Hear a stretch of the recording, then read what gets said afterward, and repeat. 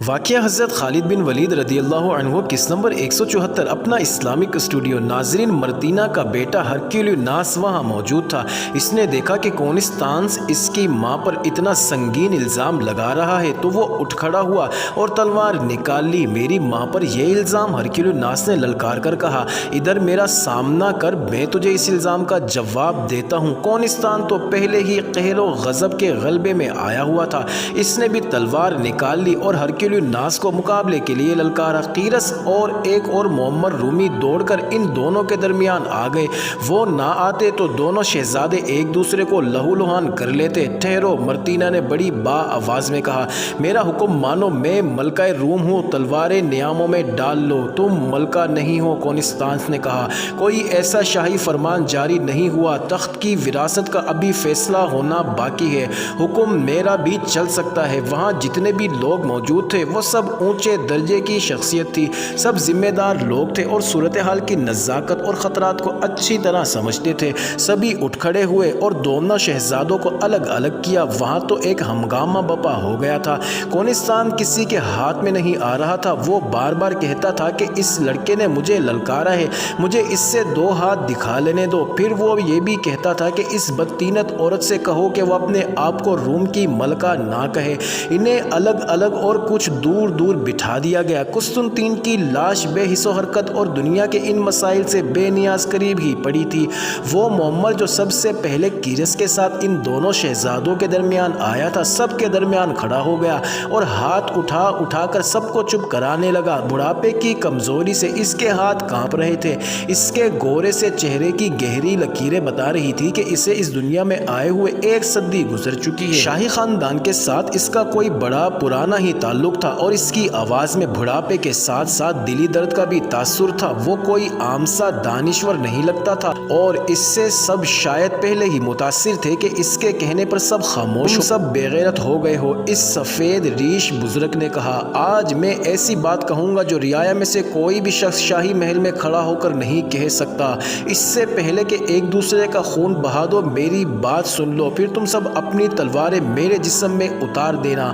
سب جانتے ہو کہ میری عمر 100 سال سے زیادہ ہو گئی ہے۔ تم سب نے دیکھا ہے کہ سلطنت روم بحیرہ روم سے آگے جا کر مصر، شام اور عراق کے کچھ علاقے تک پھیل گئی اور اب عرب کو بھی تیغ کرنا تھا۔ شاہ ہرکل کہا کرتا تھا کہ فارسیوں کو ناپید کر کے آگے ہندوستان پہنچے گا۔ اپنی سلطنت کی یہ وسعت تم سب نے دیکھی ہے۔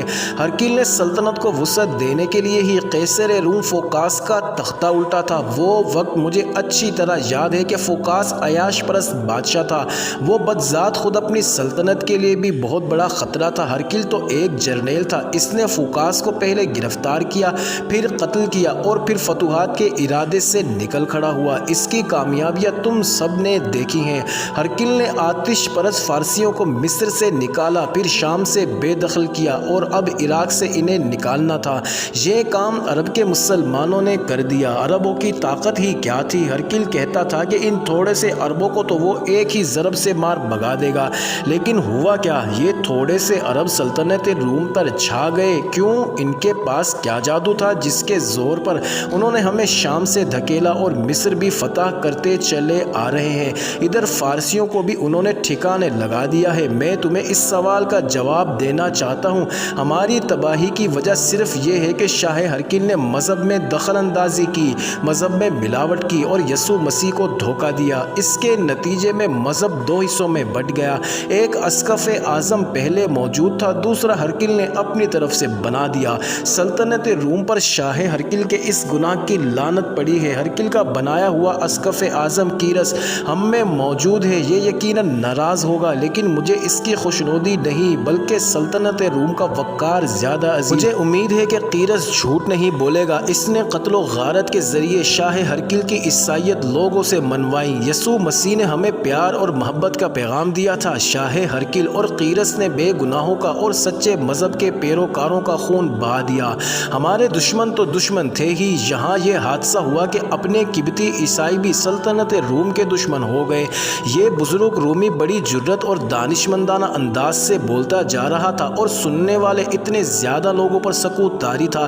قیرس نے اپنے خلاف الزام سن کر ذرا سا بھی رد عمل کا اظہار نہ کیا۔ جانتے ہو عربی مسلمان کیوں کامیاب کامیاب ہوئے؟ معمر رومی دانشور کہہ رہا تھا، صرف اس لیے کہ انہوں نے اپنے مذہب کو ایک رکھا، ایک ہی خدا اور اپنی ایک مقدس کتاب کی پیروی کی اور پھر متفق اور متحد رہے۔ میں یہ نہیں کہتا کہ ان کا مذہب سچا ہے، لیکن میں یہ ضرور کہوں گا کہ یہ مسلمان سچے ہیں، اپنے عقیدے کے وفادار ہیں۔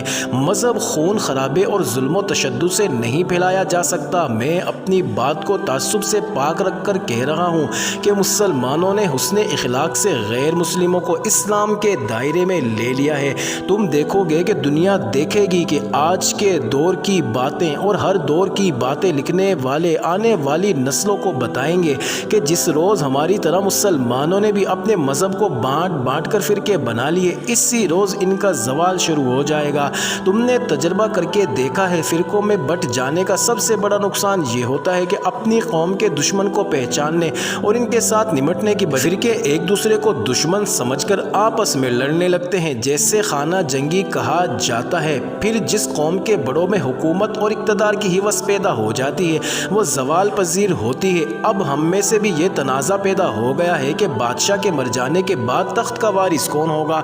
یہ نہ سمجھنا کہ میں بوڑھا گھر بیٹا ریشہ گیر رہتا ہوں اور مجھے کچھ پتہ ہی نہیں کہ میرے ارد گرد کیا ہو رہا ہے۔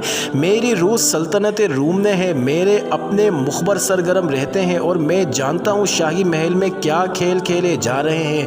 تم تخت کی وراثت پر ایک دوسرے کے خلاف سازشیں بھی کر رہے ہو اور تمہاری تلواریں بھی نیاموں سے نکل آئی ہیں۔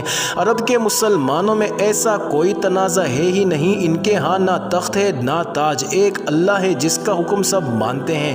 آج تم نے تلواروں سے وراثت کا مسئلہ حل کرنا شروع کیا ہے تو یہی رسم شروع ہو جائے گی اور بات وہاں جا کر ختم ہوگی جب مسلمان بحیرہ روم عبور کر کے یہاں آ پہنچیں گے اور تمہارے تخت و تاج کو اٹھا کر باہر پھینک دیں گے۔ اس وقت مسئلہ یہ ہے، مردینہ اپنے آپ کو ملکہ بنائے ہوئے ہے اور کونستانس کو یہ وہم ہو گیا ہے کہ شاہ ہرقل اور قسطنطین کو مردینہ نے زہر دے کر مروایا ہے۔ میں جانتا ہوں کہ اس کا کوئی ثبوت نہیں۔ کونستان اس الزام کا ثبوت پیش کرے۔ ایک جرنیل نے جو ملکہ مردینہ کا حامی تھا اٹھ کر کہا، ملکہ پر ایسا سنگین الزام لگانا بجائے خود ایک سنگین جرم ہے۔ معزز ناظرین، جاری ہے اگلی ویڈیو قسط نمبر 175 میں دیکھنا مت بھولیے گا۔